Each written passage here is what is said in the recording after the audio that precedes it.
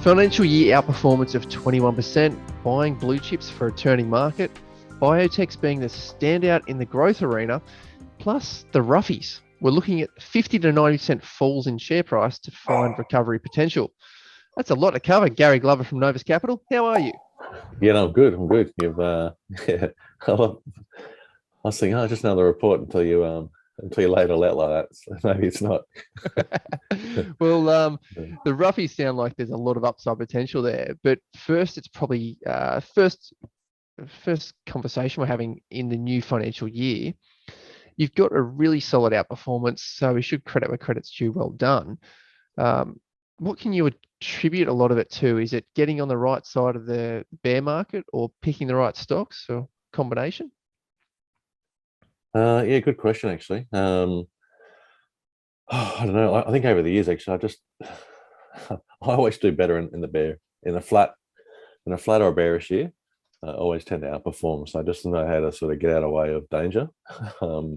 My challenge actually is when the market is running hot, I tend to underperform. Probably my conservative nature is sort of, worries about markets getting too heated and probably don't run enough with them. So that's my challenge really, is to actually hit it out of the park.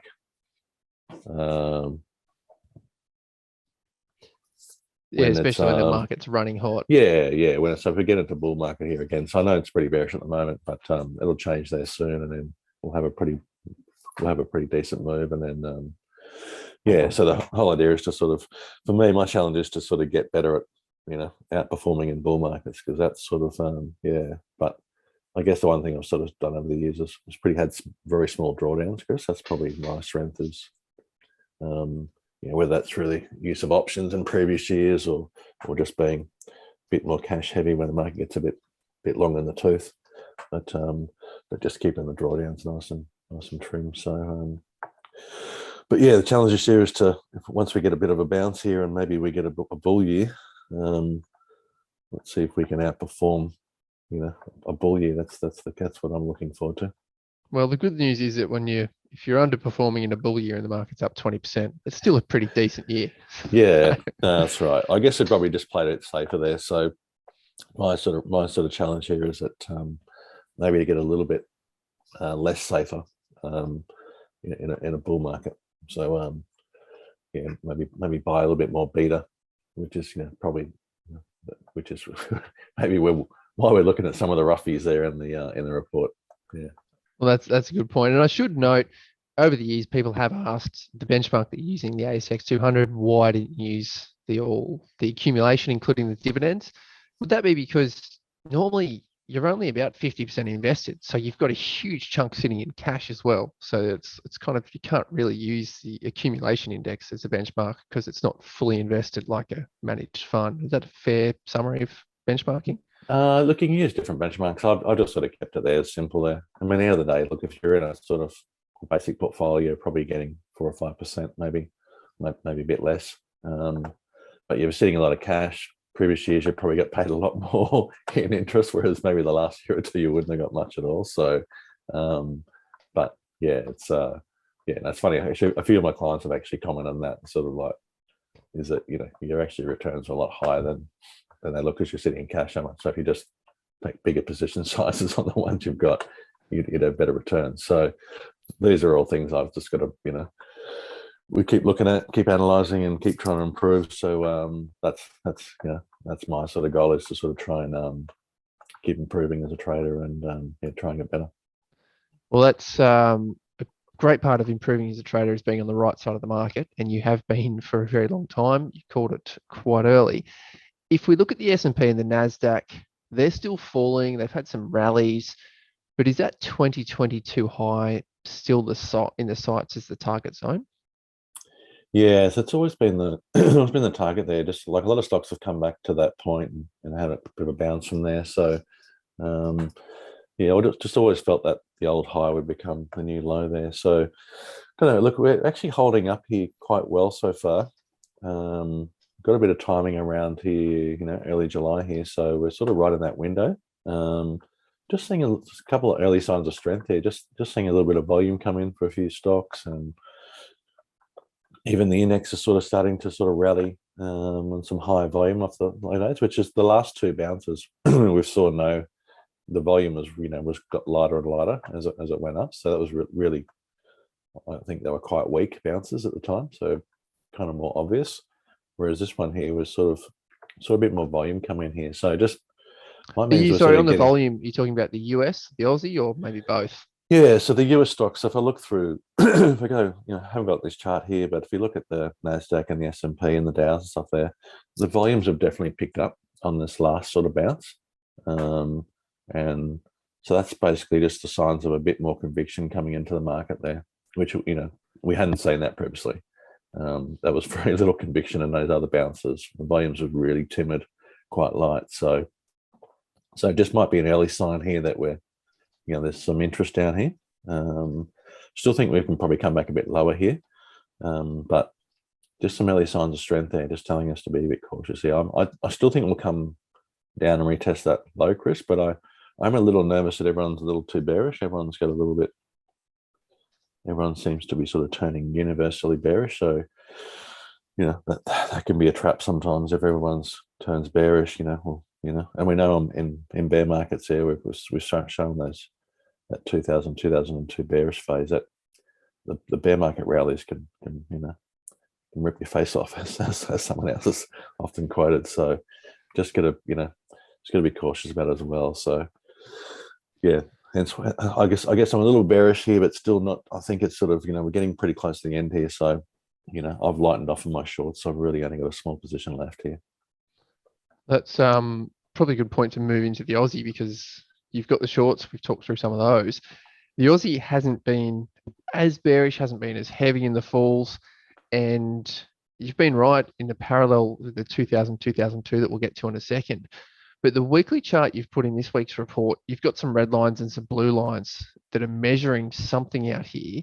So it's a pretty busy chart. What are those red and blue lines measuring on the Aussie? Yeah, just a few fibs and stuff, a few ranges and stuff that I've sort of squared out in the past there. Just, and those ranges are sort of have shown some pretty good, validation, I guess, as well. So, so I'm just watching those ranges.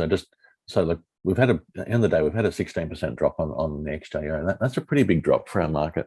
So historically, that's pretty large. I mean, we haven't, let's say in the next chart there, I'll put it in more context there. But I mean, from the top of the NASDAQ, when the NASDAQ sort of peaked, I think where our market was, we only dropped 15% from that point. The market ended up sort of being more broadening pattern, having some bigger declines. But the reality was where the NASDAQ tech top was, early March 2000. Our market only dropped sort of 15% from that point at the very deepest. Yeah, from that point there down to so down. But I mean, our market, we had a decline, then we bounced back to a new high, then we had a few little declines. We went to marginal new high, went to marginal new low, went to a marginal new high, went to a marginal new low. So did this big broadening sort of pattern along there, but really from when the US bear markets, that's where the NASDAQ topped and fell 80%. From that point there, our index only declined 15% from that point. At the same time, the NASDAQ fell 80%. So just got to put that in context there, so as to sort of how our market traditionally moves. And so 16% decline is pretty heavy there. I think at the moment, if we come sort of slightly lower, maybe back to 6300, 6380, I think that's as low as we come here. I mean, the only thing concerning me a little bit is commodities at the moment. They've started to break down, and they're looking a bit weak here. They're all sort of approaching a bit of a key support zone here. So I think BHP around that 39.30, 39.50 is a big level there. So it's had 3 or 4 touches there. That was to sort of break there, and commodities sort of cooled off here. That might be a bit of a concern here, but you might just see a bit of rotation as well. So potentially we might see, the old classic sort of, move out of resources, move into financials or, other sectors. So I think there's plenty of value around our market, and I think everyone's pricing in a bit too much doom and gloom. And historically there, even for bear markets, just seen some pretty wild swings there. So no one's talking about a rally of what 10 or 15% from here off these lows here. But if we look at 2000, 2003, it happened, right? Yeah, history tells us that occurred regularly. Some massive moves in there, some massive jumps in there. So that's why we cannot get too bearish here. It's just So just going to start for me. I think because we're off 16% here, I think any weakness here we should be sort of trying to add to longs here. So I've been trying to minimize my shorts, trying to sort of pick some good quality longs up here and trying to add here. So that's what I think you're looking at there. And I've featured some some of the big caps there recently, and things like Wesfarmers and Sonic and CBA Macquarie, some of the big caps. We've also sort of covered some of the mid caps as well. Things like the REA and Domain sort of style, something with a bit of beta in there as well. There's a few other stocks that we're looking at in those sort of sectors that we've highlighted, and I thought might be worth looking at some of the best, probably sort of high risk plays, sort of things that are sort of been beaten up, probably come off pretty hard, and I think maybe can bounce here. Some growth stocks, which might be a tough. It still will be a tough environment for growth, but I think there'll be some players in there that have been beaten up pretty bad that can probably snap back here. Well, that's what you've got in this report. We work our way down to the roughies, a bit further down with a bit more growth, speculation, and risk in the trades. But some of the big names, we'll start off with Austal. It's a big company. It's trawling out a bit of a bottom, and then you've got the chart here, a nice solid candle in there with a volume spike. So what's the attraction with Austal? Yeah, so this is kind of like a 0, 1, 2, 3 pattern as well. This is sort of something Bill McLaren used to talk about, like a basing pattern. So you've got your low, and then a first higher low, second higher low, and a third higher low. So had that sort of characteristics, but the whole thing was sitting underneath the previous swing low around that $2 mark. But got some good news out there for Austal, and I think they've basically won a contract in the States there, I think sort of US Coastal Guard sort of, but yeah, they've won a couple of contracts there recently, which are probably quite significant and could give the company a bit of growth there, medium to longer term. So so I think this looks pretty good here. Looks like it's sort of broken out of that sort of that base as well, and we've got just a bill here. So that, I guess the beauty here is I know it's gone on with it. I think had another decent jump there yesterday. So I don't know if I'd be chasing this, but I think there's potentially start of a larger uptrend, and it's just a good sign for that there. So I'll probably be waiting for a little bit of a pull off and maybe a little sideways sort of congestion. But I think definitely change of character. Looks like a good basing pattern there. Definitely relative strength there coming out of this bear market there. So that looks pretty decent there. Well, let's we go from ASB, which was a market darling in that rally pre-COVID. It seems like a bit of a boring stock, Austal, but you get it at the end of the day, it's gone from $5 down to under $2, almost like $1.50. So it's had a fairly 60-70% decline in share price. So fairly large decline in this bearish phase here. So still sort of decent move here. Well, it's another one that's taken a huge decline is Domino's, and that was a darling coming out of COVID, lockdown, we're all at home, do we want to eat pizza? They're consistently coming up with new products. They did well to push up their earnings, but they've taken a bath. So what's the attraction of this old market darling in the support zones? Yeah, it's a big beneficiary, obviously, of COVID there, and massive run there. But now we've sort of come back to that, come back to those old sort of 2018, 2019 highs here. So again, those sort of classic old highs become sort of new support zone. We're just starting to see a bit of volume come in here on the last declines as well. So just starting to see sort of potential sort of accumulation type volume there. So again, look, I think a quality company there. If we are heading towards a recessionary type environment, high inflation and whatever else there, I think the old cheap pizzas here probably not a bad segment to be in. Probably you can almost refer to this as a recessionary stock. I don't think we're heading that way, but if we are, yeah, I think this is still a pretty good place to be here. So so I think it's just a quality stock there. 75 or 65% decline in price there. So I think if it came back and retested that $60 mark there, I'd have to get interested here and start to get look at some of those pieces. I think it's a quality company, and it's had a few large declines historically, and always bounced back pretty aggressively. So that's one. Another one that was a darling before, Fisher and Paykel Health. It ran rapidly. You've got that little flag highlighted on the chart there, coming to the end of 2020, 2021. It's funny. This is actually an interesting chart here, because this is like if you've ever seen Livermore's speculative chart, which is like the big, what he calls the accumulation cylinder with a widening mouth.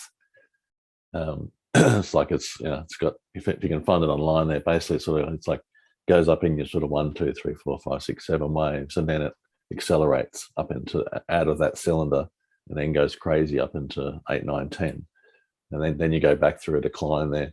I think it sort of comes back, into a few different sort of zones there, which we're sort of nearing. So, but it is coming back towards that old trend line there, so it could be a bit of a line of support here. So this one's more interesting because obviously these guys, doing the respiratory devices, which obviously went gangbusters. So you kind of wonder whether I mean, it's not the only product they do, but obviously purchasers will cool off for a bit. But still imagine there. I mean, still a reasonable market here. Still might grow at a slower pace for a year or two, but still a pretty strong company there. Good, just a good segment as well. I think healthcare as well here. So just be interesting to see how this holds up around that 7 mark. So watching it closely from here. Notice the volume started to pick up a little bit, so just starting to see some signs of accumulation, starting to enter here. So I think if we can hold around that sort of 17 mark in the next coming weeks, you could find some support there. So definitely one to sort of keep an eye on here. That's again had a basically halved in price. That's definitely a huge hit. Another one, it seems like you've picked a lot of ones that did really well into the COVID period, because Temple and Webster was one that you were trading quite well throughout the COVID rallies. It's now back down. You've got on the chart here 14 weeks from the $14 high. So $14 high, this share price on the chart showing 284. That's a big percentage drop, isn't it? Yeah, so this one's Life 360. So I think next one's Temple Webster. I've jumped ahead. So just yes, I mean, this one's had a 82% correction in price there. So it's gone from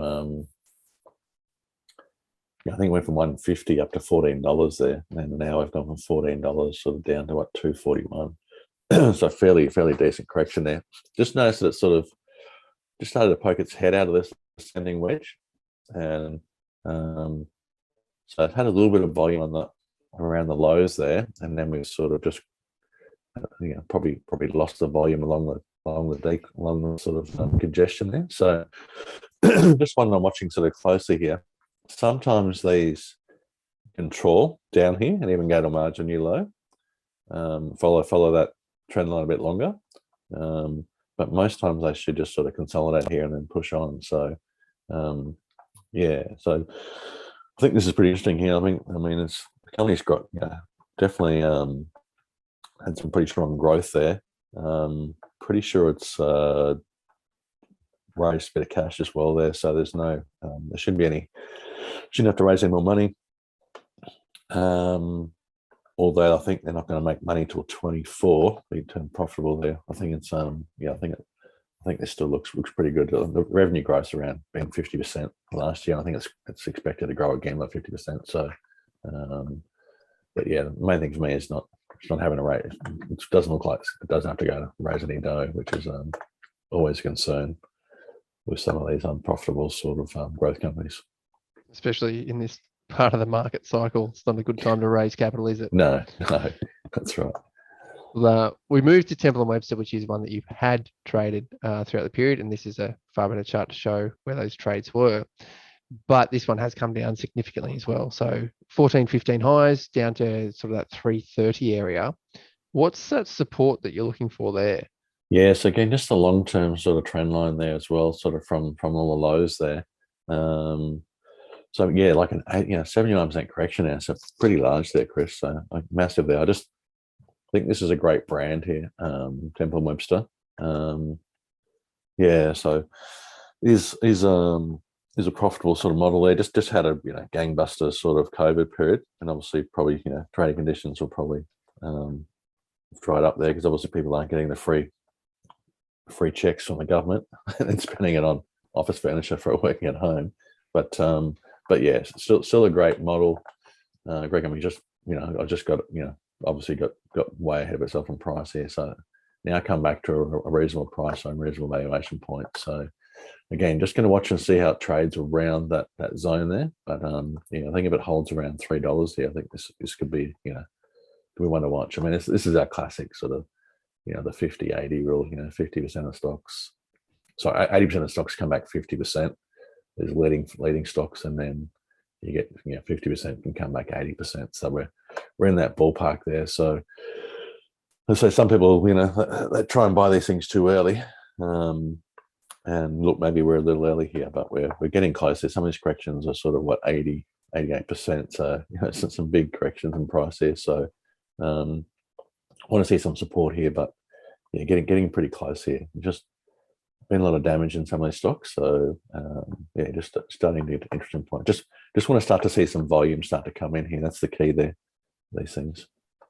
Well, there has been some volume tick up that you've got on the chart here for Pointsbet. So that has fallen 17 prices high, topping out around $17, coming back touching 2 just recently and then popping off that. Yep. You've got these two sort of a channel here, and then is it a wedge or another sort of channel inside it? What does that behavior show for a stock?